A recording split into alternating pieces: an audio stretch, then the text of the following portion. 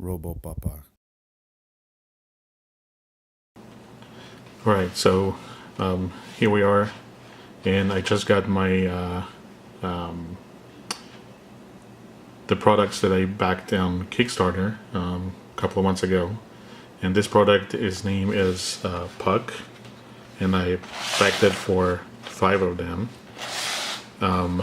It's a very cool little gadget, and we'll go through a review today and show like how to install the IDE and to run some simple program. So it's coming up in a simple box like that with some information over here on where to start. When you're opening it up, it comes like nicely wrapped. It has a silicone. All it is, it's just this little button, or look like a button or a puck, and it has a lot of nice features in it.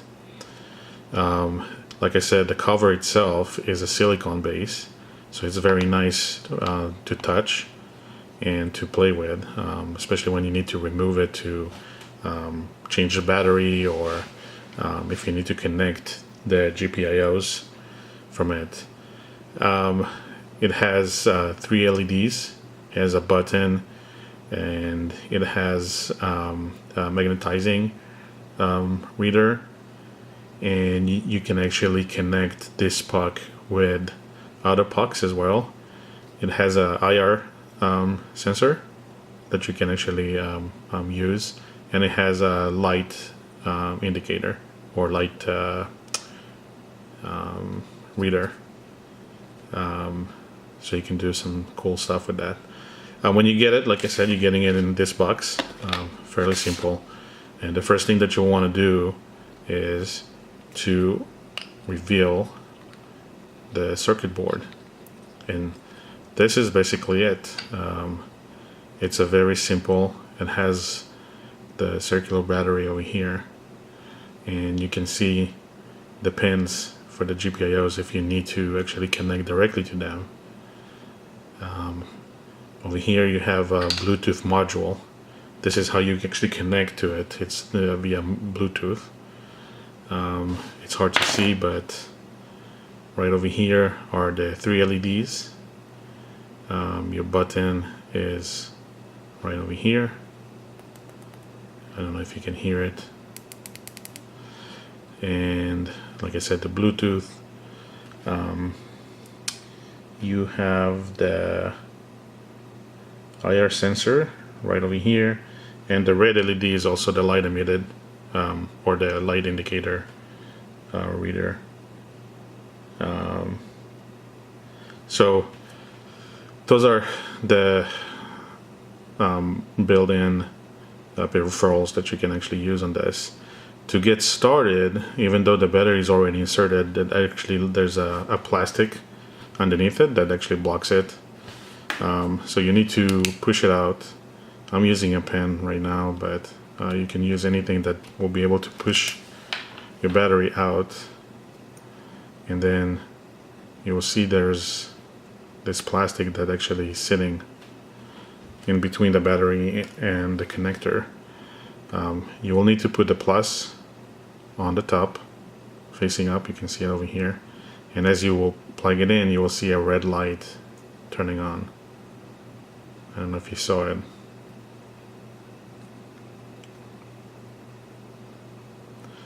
So that red light says that it's basically working. Then you're putting it back into its location. So there's a raising bed over here, and that's for this button. That way it will be easier to click on.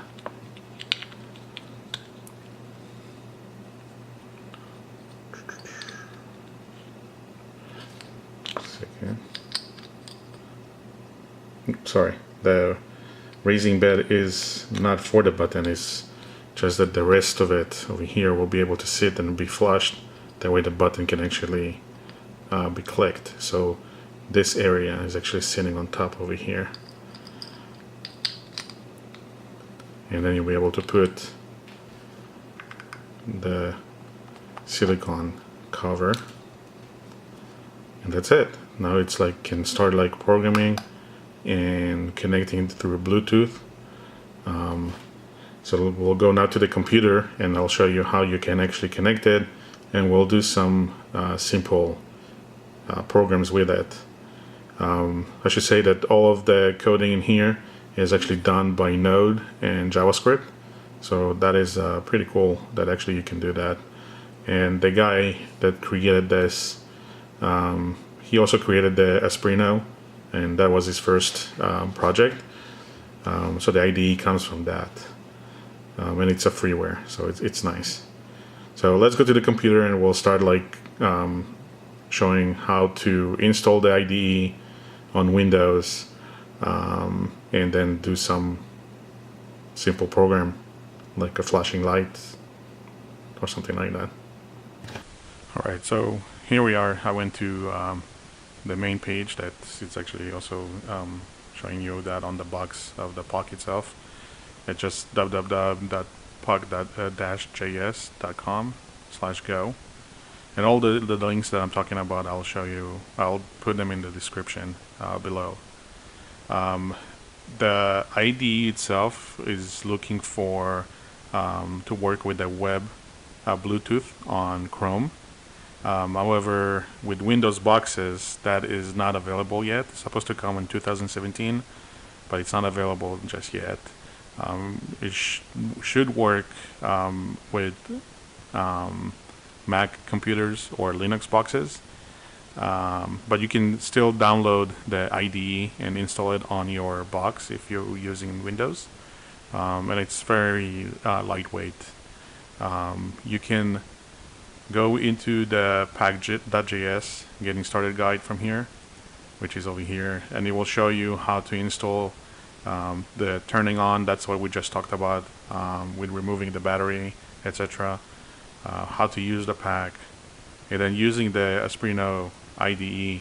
It's Asprino is the first project that the guy that created the Puck did. So it's just on building on top of it as extra libraries. Here's the Mac OS.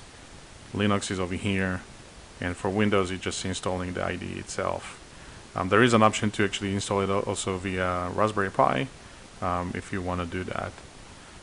You just will click on this Web IDE installer for Windows. Will take you to this page, and then you have the download over here. But I will show you. I already installed it on my computer, and all those links, like I said, I'll put those on the description below. So before we can actually start and the IDE will recognize the Puck, you need to go into your settings for your computer, and I think that I have it open. No, I don't. So you just go to your Bluetooth, and as it's searching, you will see over here, eventually it will come with Puck. And this is just the end of the MAC address for the Bluetooth, and you will pair it, and it will just installing the drivers.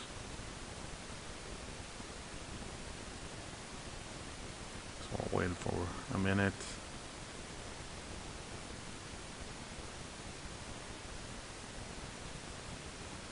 Alright, so it's connected.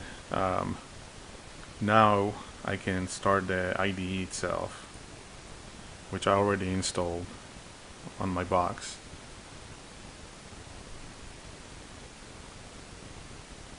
So we'll wait for it to come up. I can minimize this in the meantime. Alright. So here's your IDE. This will be your console where it's actually can output certain things, and this is where you can write code. If you want more than just one command line, one command at a time. So the first thing that we want to do is actually connect to a Puck. So you can connect over here, and you can see the EB19. That's the same address as that Bluetooth one. So we'll click on that. and it's connecting. So now we are connected to this. So we can, right off the bat, we can do certain things over here. We can actually do LED1 dot set. That should turn the LED 1, which is the red one, on. And as you can see on the little window, that the light is on.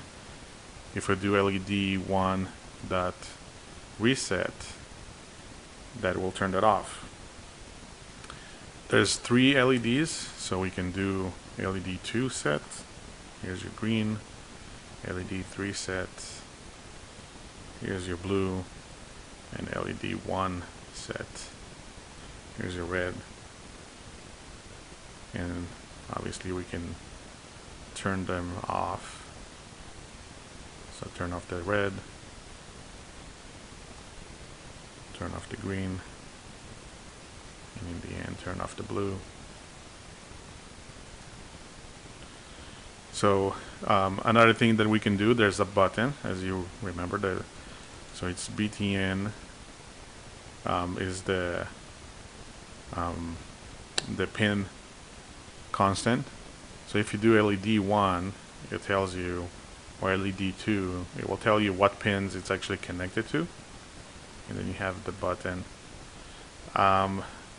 So the button itself is just a constant for the GPIO. So if we'll do digital read and we'll do button, right now it's 0 because I'm not pressing anything. But if I'll run it again and I will press and hold the button, then the read should be 1. If I release that, the button is 0. There are other functions that you can use. They're mainly around the Puck object. Sorry. For example, Puck.mag. It will read actually the magnetism, the XYZ of it. You can do Puck.mag on, and it will continuously read those values. You can actually pass it like the frequency that you want to read it, but the default it works fine. There's an option to see the battery percentage. I can't remember the code right now for that, but we can take a look on that and find what it is. So in the Puck itself, there's like different libraries that we can use. So this is kind of like a one command line, or one command to run on the Puck. But if we want to run more like of a program, we can come here and we can write something and then flash it to the Puck itself. Now we will write. So now we will write a flashing LED, basically a blink LED, kind of like the hello world and the electronic worlds. So because it's JavaScript, we don't have a delay. It's not like really a function that runs like a main that runs every second. We actually need to tell it. So what we can do, we can tell it to set interval, and the set interval basically tell it like what function to run on what frequency. So if we'll do set interval, and we'll write the function like this for now, but we'll come in back and fill it up, and the timeout will be like 500 milliseconds. So if we run that every half a second, and what we want to do is we want to turn the LED on, so LED 1 set, and then we want to set timeout, and we will wait now half a second. So it will be on half a second, and then will be off half a second. And what we can write is LED1.reset, and that will run also every half a second.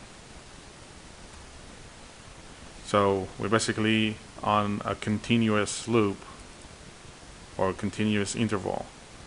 Going to set it up, turn it on every half a second, and actually we want to run this every second. Every second we want to run this code. And what this code is going to do is turn it on, then we'll wait half a second, and then we'll turn it off, and then the next second, half a second, it will come back on. So it will flash, blink pretty frequently. So let's try that. We're going to send that to the Asprino, or in our case, it's the Puck itself. And now you can see that it's actually blinking every half a second. It's blinking. If we wanted to change that, we can say this one will be every 2 seconds, and this one will be every second, and then we'll flash it. Then it will blink every second. And there you go. Now it's blinking every second. We can stop it over here. We can do LED1.reset, and that should, oops, sorry. We in the Asprino loader over here. That's why I cannot actually run it. So that's one thing. Now, what if we actually wanted that every time that we clicking the button on the Puck, it will toggle the light. And let's say we want once again the LED one. So how we would do that? One thing we can do is there's a function named set watch, and all it is, it's just watching to see if something is happening. And that's basically kind of like the interrupt for the Asprino itself, or the interrupt like what we'll find within the Arduino world. So that's the set watch. If we look what it gets, it's actually requiring a function, a pin, and then an options, where the options can actually be multiple things. And I will pull the documentation for it real quick. That way we can take a look at that. So if we come here and we search set watch, so we can see how it's being called and what are the parameters. The nice thing is also it gives you over here where it's being used within the examples, and you can utilize that. So as we can see, set watch accept a function, a pin, and options, where the function can also take arguments, which is an object of type this. So if we wanted, we can actually pass it also this one. But we really, right now, we don't necessarily care about it. All we care about is these options, where we wanted like repeated true or false, which false is the default, and then edge, rising, falling, or both, which both is the default. So we will just use this simple options.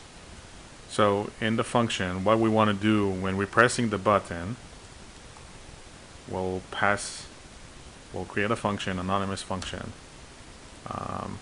and all we want to do is actually say to toggle the LED. So we'll pass it an LED 1. And in order for us to know if we want to toggle or not, what we can do is we can do a digital read on LED 1, and that will give us if it's on or off. So that's our function. Then the next parameter is the pin. So what do we want to watch on? So the pin itself is actually BTN. Right, we want to look and if the button was clicked or not, and that will determine if the light will turn on or off. And then over here we just passing a JSON object, which will have repeat true and then edge. So repeat true, and then edge will do let's do falling. So when you're releasing the button, it will actually trigger the interrupt. So that's just basically telling us what will happen with the button. Then we can create a function, the toggle one, which we declared here, or we call it from here. And all we need is the LED itself and the state. And then we can do a digital write on the LED with the state. So we don't need to do the set or reset. We can actually write the value, because the digital read will be true or false. Actually, sorry, what we will need to do is the opposite of what we got. So if it's on, it will become off. If it's off, it will become on. And that, if everything works, that's when we flash it, when we're pressing the puck, it will turn the light off. Sorry, when we're flashing it, it turns the light off. Now we'll press it once, it turns it back on. Press it again, it's off, on, off, on, off. So those are fairly simple examples on how to use it. There's plenty more that you can do. You can actually control from one pack. You can control other packs. You can use RFID, sorry, not RFID, but the IR sensor to control other peripherals like LED that has a remote, or a remote control if you want to. So there's a lot of options to do with this, and it's a very neat little, basically, discs. Like I said, I'll put the links for everything below, and where you can buy it or pre-order it. If you have any questions or comments, please leave me a comment below, and I'll try to get to you as soon as I can. Don't forget to also subscribe, and if you like that video, thumbs up it. It helps a lot. Alright guys, thanks.